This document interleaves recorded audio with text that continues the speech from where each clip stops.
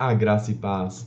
Bem-vindos a mais um devocional, mais um momento em que nós tiramos para ler a palavra de Deus. Estamos lendo a Bíblia de Gênesis até Apocalipse, cada dia um pouquinho e refletindo naquilo que o Senhor tem para as nossas vidas. Vamos começar com uma oração? Senhor, obrigado por mais essa oportunidade de ler a Tua palavra. Continua conosco, nos guiando, nos direcionando, para que nós possamos aprender cada dia mais de Ti. É isso que eu te peço e agradeço em nome de Jesus. Amém. E sem mais delongas, vamos para o texto de hoje. Hoje nós vamos começar o livro de 1 Samuel. E eu só peguei uma colinha aqui na Bíblia de estudos rapidinho, só para a gente ter alguma introdução ao livro de Samuel. Então, uma curiosidade interessante. Antigamente, nós temos o livro de 1 Samuel, 2 Samuel, 1 Reis e 2 Reis. Mas esses 4 livros, antigamente, eram apenas 2 livros. 1 e 2 Samuel era o primeiro livro de Reis, e 1 e 2 Reis era o segundo livro de Reis. Então, os 4 formavam 2 livros.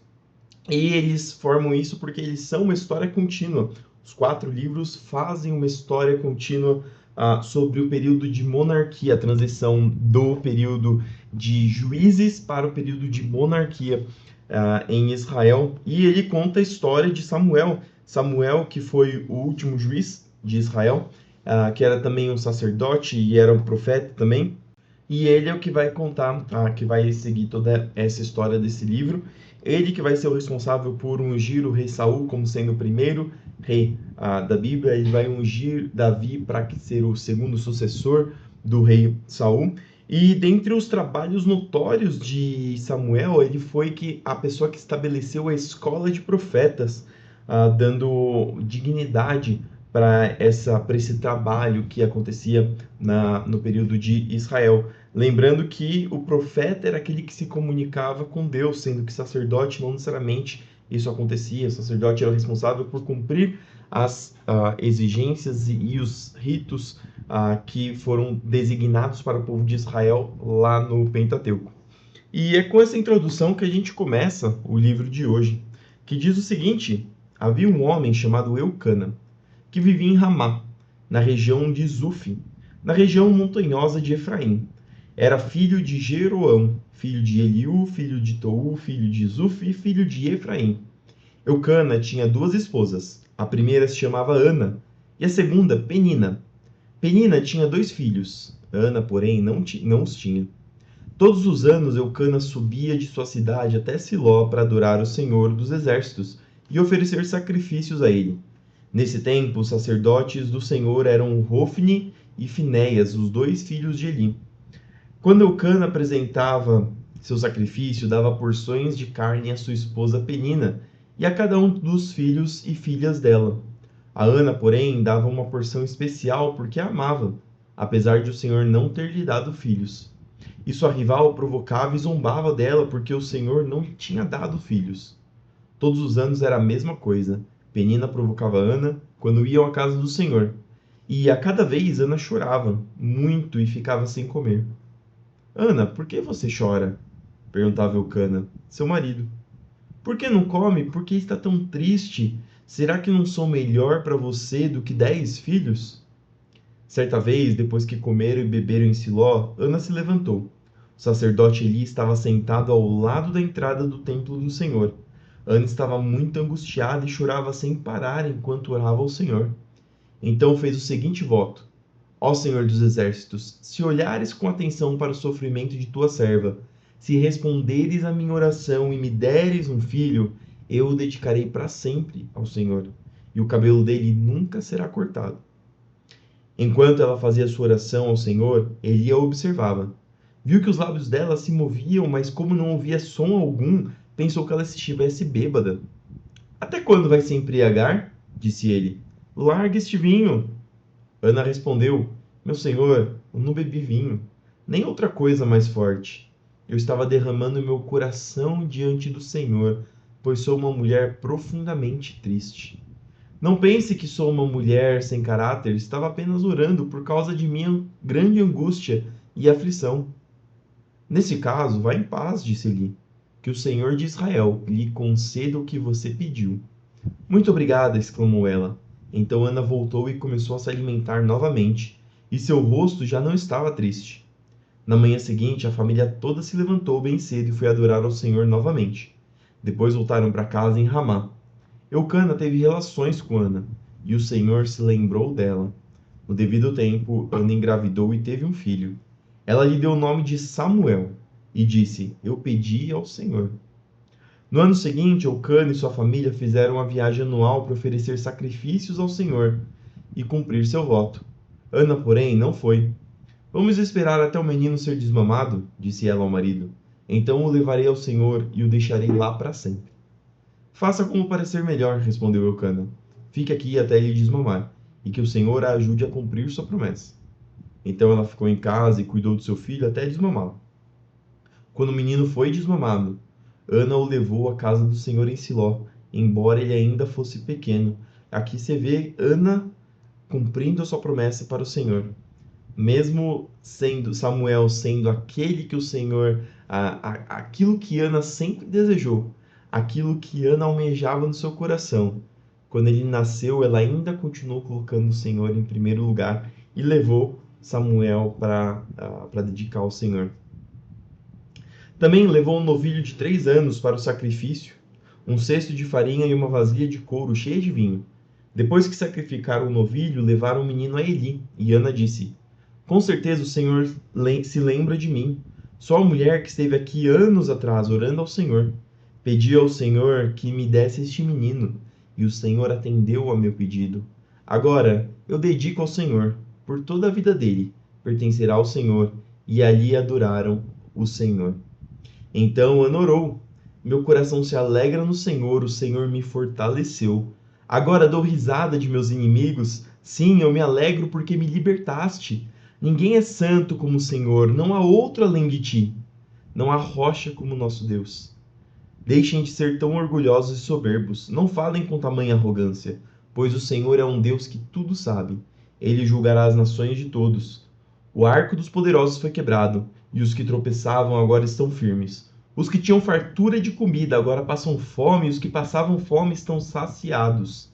A mulher que não tinha filhos agora tem 7, e a que tinha muitos desfalece. O Senhor tira a vida e dá a vida, faz descer a sepultura e de lá faz subir. O Senhor empobrece alguns e enriquece outros, humilha e também exalta. Levanta o pobre do pó, e do monte de cinzas tira o necessitado, coloca-os entre príncipes, e os faz sentar em lugares de honra. Ao Senhor pertencem os alicerces da terra, e sobre eles firmou o mundo. Ele protegerá os fiéis, mas os perversos desaparecerão nas trevas, pois ninguém vencerá só pela força. Os que lutam contra o Senhor serão despedaçados. Do céu ele troveja contra eles. O Senhor julga em toda a terra, ele dá poder a seu rei, concede força a seu ungido. Então Eucana voltou para casa em Ramá, e o menino servia ao Senhor, ajudando o sacerdote Eli. Os filhos de Eli eram homens perversos, que não tinham nenhuma consideração pelo Senhor, nem por seus deveres de sacerdotes. Cada vez que alguém oferecia um sacrifício, vinha um servo do sacerdote com um garfo grande de 3 dentes. Enquanto a carne do animal sacrificado ainda estava cozinhando, o servo colocava o garfo na panela, no tacho ou no caldeirão, e exigia que tudo que viesse com o garfo fosse entregue aos filhos de Eli. Assim eles tratavam todos os israelitas que iam adorar em Siló.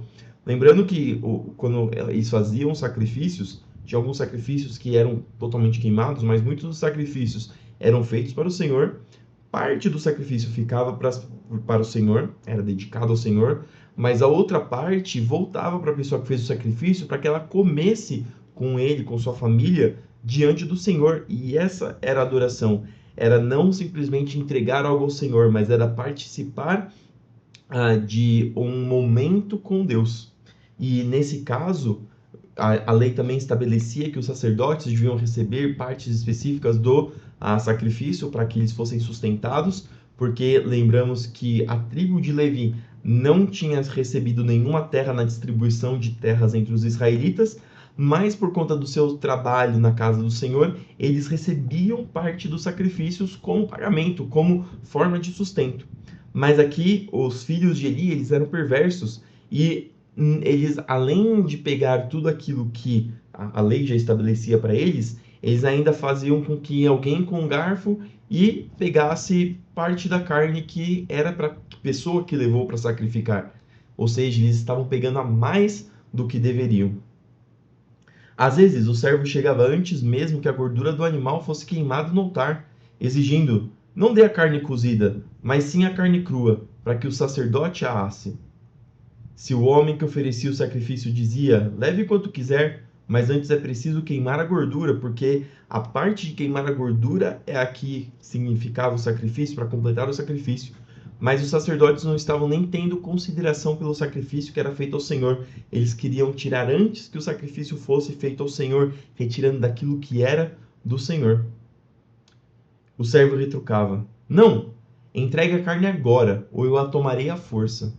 O pecado desses homens era muito sério aos olhos do Senhor, pois eles tratavam com desprezo as ofertas para o Senhor.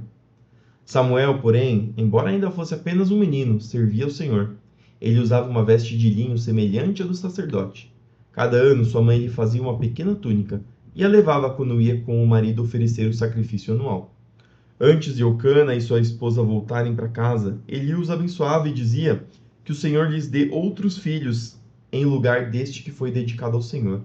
E o Senhor abençoou Ana, e ela engravidou e deu à luz a 3 filhos e 2 filhas. Aqui Ana colocou em primeiro lugar as coisas do Senhor, e o Senhor abençoou ela grandemente. Ela não poupou o coração para o Senhor. Ela entregou tudo o que ela tinha, e o Senhor a abençoou muitas vezes mais. Ela queria apenas um filho, e esse filho ela entregou para o Senhor. Ela recebeu outros 5 filhos no lugar.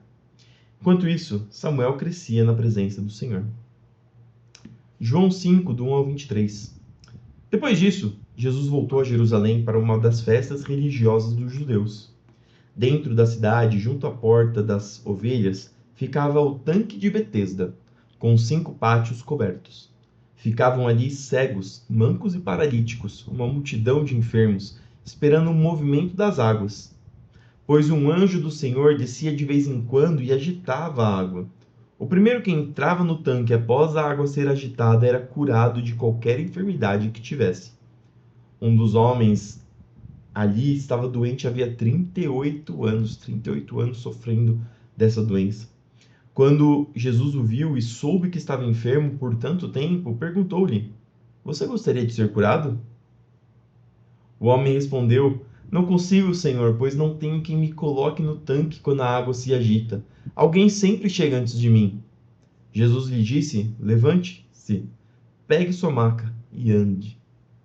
No mesmo instante, o homem ficou curado. Ele pegou sua maca e começou a andar. Um homem que estava lá há 38 anos, não era uma pessoa que estava talvez se fingindo de doente, se fingindo com problema, mas era um homem que há 38 anos estava naquele mesmo lugar, com as pessoas vendo ele, e Jesus o curou. Uma vez que esse milagre aconteceu no sábado, os líderes judeus disseram ao homem que havia sido curado: hoje é sábado, a lei não permite que você carregue essa maca, porque ele tinha acabado de ser curado e estava levando a maca para onde ele ficava. Mas ele respondeu: o homem que me curou disse: pegue sua maca e ande. Não importa se é sábado, se é domingo. Eu sei que eu estava doente e eu fui curado. E o homem que me curou, que fez esses 38 anos de sofrimento passarem, disse para eu andar. E eu vou seguir esse homem. Quem foi que disse uma coisa dessas? Perguntaram eles. O homem não sabia, pois Jesus havia desaparecido no meio da multidão. Mais tarde, Jesus o encontrou no templo e lhe disse: agora você está curado. Deixe de pecar, para que nada pior lhe aconteça. O homem foi até os líderes judeus e lhes disse que tinha sido Jesus quem o havia curado. Então os líderes judeus começaram a perseguir Jesus por não respeitar as regras do sábado. Jesus, porém, disse: meu pai sempre trabalha e eu também. Assim, os líderes judeus se empenharam ainda mais em encontrar um modo de matá-lo, pois ele não apenas violava o sábado, mas afirmava que Deus era seu pai. E, portanto, se igualava a Deus, ou seja, era uma blasfêmia. Jesus respondeu: eu lhes digo a verdade, o filho não pode fazer coisa alguma por sua própria conta. Ele faz apenas o que vê o pai fazer. Aquilo que o pai faz, o filho também faz. Pois o pai ama o filho e lhe mostra tudo o que faz. Na verdade, o pai lhe mostrará obras ainda maiores que essas, para que vocês fiquem admirados. Pois assim como o Pai dá a vida àqueles que ele ressuscita dos mortos, também o Filho dá a vida a quem ele quer. Além disso, o Pai não julga ninguém, mas deu ao Filho autoridade absoluta para julgar, para que todos honrem o Filho como honram o Pai. Quem não honra o Filho, certamente não honra o Pai que o enviou. Salmo 105, 37 até o 45. Tirou seu povo do Egito cheio de prata e de ouro, e ninguém das tribos de Israel sequer tropeçou. Os egípcios se alegraram quando eles partiram, pois muitos temiam. Aqui ele está relembrando, o salmista está relembrando o povo saindo do Egito. O Senhor estendeu sobre o povo uma cobertura de nuvem e lhe deu fogo para iluminar a escuridão. Quando pediram carne, enviou codornas, saciou sua fome com o pão do céu. Partiu uma rocha e jorrou água, que correu como um rio pelo deserto. Pois ele se lembrou da santa promessa que havia feito a seu servo Abraão. Tirou seu povo do Egito com alegria, seus escolhidos com celebração. Deu a seu povo as terras das nações, e eles colheram o que outros haviam plantado. Tudo isso aconteceu para que guardassem seus decretos e obedecessem às suas leis. Louvado seja o Senhor. Por fim, Provérbios 14, 28 e 29. Uma população que cresce é a glória do rei, mas a falta de súditos é a ruína do príncipe. Quem tem entendimento controla sua raiva. Quem se ira facilmente demonstra grande insensatez. Olha que provérbios sábios. Todos são sábios, mas esse aqui traz um entendimento, uma lição para nós. Quem tem entendimento controla sua raiva. Como que está a sua raiva?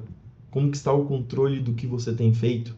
Será que você tem se descontrolado? Será que você tem escutado algumas palavras que talvez nem façam tanta diferença na sua vida, mas isso tem te afetado de forma que você tem ficado com raiva?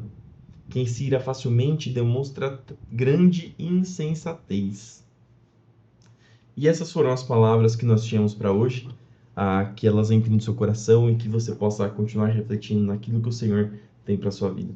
Vamos fazer uma oração para terminar? Senhor, obrigado por essa oportunidade de ler a Tua Palavra, que elas possam frutificar em nossos corações e para que nós possamos continuar aprendendo e levando essas palavras para outras pessoas. Senhor, abençoa o nosso dia para que seja abençoado, para que tudo que nós fizermos seja para a Tua glória. Senhor, para que nós possamos continuar nossos afazeres, seja no nosso trabalho, nos nossos estudos, nos nossos afazeres domésticos, na rua, para que o Senhor vá à nossa frente, lute nossas batalhas e nos dê a vitória em tudo que fizermos. Abençoa aqueles que estão doentes, que estão enfermos. Visite os hospitais, Senhor. Visite a casa daqueles que estão de cama, aqueles que estão com febre, aqueles que estão com dores, para que o Senhor vá trazendo cura, para que o Senhor vá trazendo alívio, para que o Senhor vá dando sabedoria aos médicos para trazerem um alívio para a dor daqueles que estão precisando. Senhor, abençoa o teu povo para que nunca falte nada na mesa dos teus servos, para que o Senhor abra portas, para que o Senhor traga sustento. Senhor, continua conosco, abençoando para que possamos nos parecer cada vez mais com Cristo, lutar contra o nosso pecado, matar a nossa carne e para que nós possamos cada dia mais nascer como filhos de Deus. Continua conosco hoje e sempre, isso que eu te peço e te agradeço em nome de Jesus. Amém. Fique com Deus, que tudo que você fizer prospere. Não esqueça de fazer tudo para a glória do Senhor, porque nós somos um reflexo de Deus. Fique com Deus e até amanhã para mais um devocional.